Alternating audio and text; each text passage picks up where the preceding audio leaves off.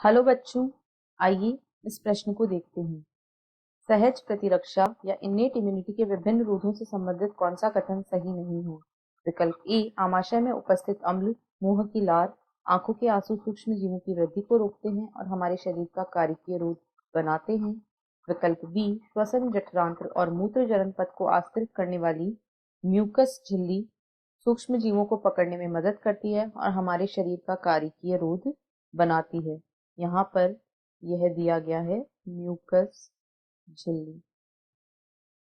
यदि विकल्प सी को देखें तो विकल्प सी में कहा गया है विशेष प्रकार के ल्यूकोसाइट जैसे पॉलीमॉर्फोन्यूक्लियर ल्यूकोसाइट्स, पीएमएन, न्यूट्रोफिल तथा लिम्फोसाइट्स जैसे प्राकृतिक मारक कोशिकाएं हमारे शरीर का कोशिकीय रोध बनाती हैं। तथा विकल्प डी, वायरस संक्रमित कोशिकाएं इंटरफेरोन्स नामक प्रोटीन स्रावित करती हैं जो असंक्रमित कोशिकाओं को वायरल संक्रमण से बचाती है और हमारे शरीर के साइटोकाइन रोध का निर्माण करती हैं।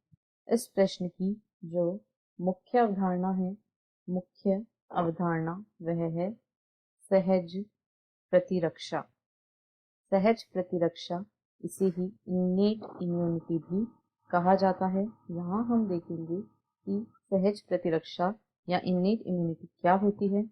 यह ऐसी प्रतिरक्षा होती है जो किसी व्यक्ति में जन्मजात उपस्थित होती है। जन्मजात उपस्थित प्रतिरक्षा की प्रणाली को सहज प्रतिरक्षा कहा जाता है। यह एक सामान्य प्रणाली होती है जिसमें मुख्य रूप से 4 अवयव शामिल होते हैं। सबसे पहले इसमें भौतिक रोध पाया जाता है। उसके बाद कारिकीय रोध, यह भी सहज प्रतिरक्षा प्रदान करते हैं। इसके बाद कोशिकीय रोध, इसका तीसरा मुख्य अवयव है कोशिकीय रोध, और इसका जो चौथा अवयव है वह है साइटोकाइन रोध।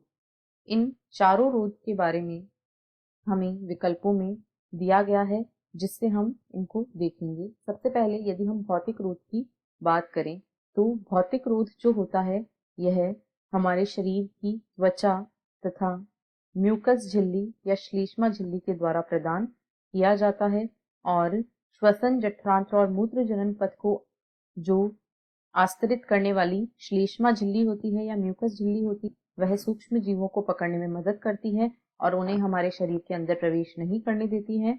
इन्हें शरीर का भौतिक रोध कहा जाता है। विकल्प बी में भौतिक रोध के बारे में बात की गई है परंतु कहा गया है यह कारिकीय रोध बनाती है, अतः यह गलत है। अब यदि हम कारिकीय रोध की बात करें तो हमारे आमाशय में जो अम्ल पाया जाता है हाइड्रोक्लोरिक अम्ल, इसके अलावा मुंह की लार, आंखों के आंसू आदि सूक्ष्म जीवों की वृद्धि को रोकते हैं और ये हमारे शरीर का कारिकीय रोध बनाते हैं।